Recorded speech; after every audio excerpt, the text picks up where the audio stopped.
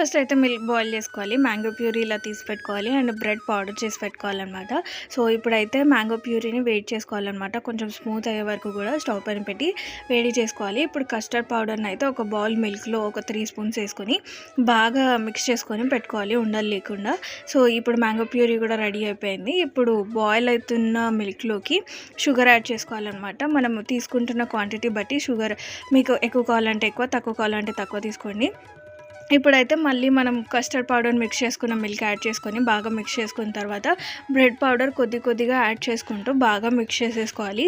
ఇలా బాగా కుక్ అవ్వాలన్నమాట. ఇలా బాగా కుక్ అయిన తర్వాత మ్యాంగో ప్యూరీ కూడా వేసుకొని బాగా మిక్స్ చేసేసుకోవాలి అంతా పట్టేలాగా.